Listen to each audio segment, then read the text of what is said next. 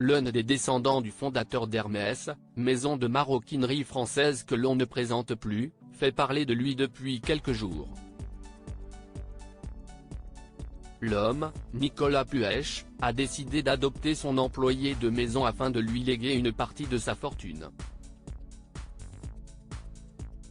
Il est l'un des descendants du fondateur d'Hermès, maison de maroquinerie française que l'on ne présente plus, et il entend bien adopter son employé de maison afin de lui léguer une partie de sa fortune de plusieurs milliards de francs suisses. CIST ce que rapportait ce vendredi 1er décembre la Tribune de Genève. Nicolas Puech est le plus gros actionnaire individuel d'Hermès, relais l'AFP, avec une participation aux environs de 5%. Ce dernier est installé en Suisse, dans le canton du Valais, au sud du pays.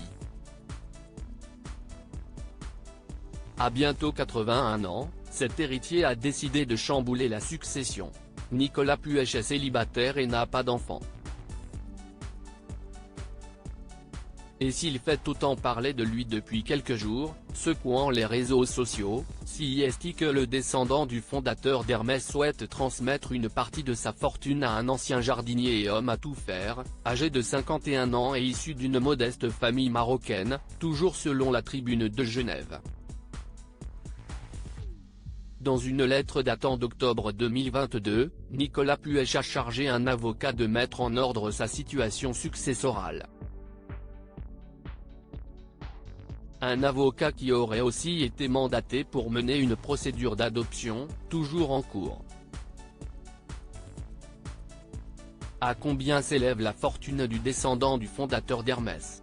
Selon le magazine Bilan, qui établit chaque année un classement des 300 personnes les plus riches de Suisse, rapporté par l'AFP, sa fortune est estimée à 9 à 10 milliards de francs suisses, 9,4 à 10,4 milliards d'euros, grâce à ses actions dans la maison de maroquinerie connue pour ses sacs à main, comme les Birkin et Kelly, modèles les plus convoités, mais aussi ses carrés de soie et sa joaillerie. Et peut-on adopter un adulte si facilement ? Le quotidien suisse précise, en Suisse, adopter un adulte n'est pas impossible, mais inhabituel.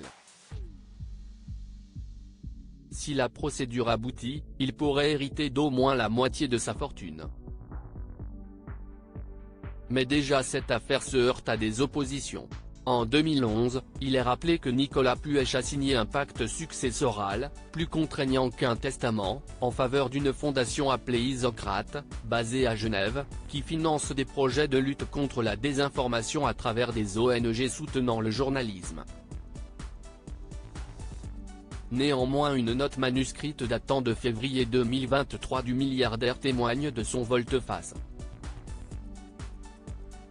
L'héritier d'Hermès y explique qu'il a l'intention de prendre d'autres dispositions testamentaires. La fondation a indiqué avoir appris récemment la volonté de son fondateur d'annuler ce pacte successoral, après avoir été contacté par l'AFP à ce sujet. Elle précise n'avoir en revanche pas connaissance d'éventuelles autres dispositions. Si elle s'y est opposée, elle a laissé la porte à toute discussion. Enfin, de son côté, l'administration du Valais n'a pas apporté de réponse dans l'immédiat pour confirmer ou non cette procédure.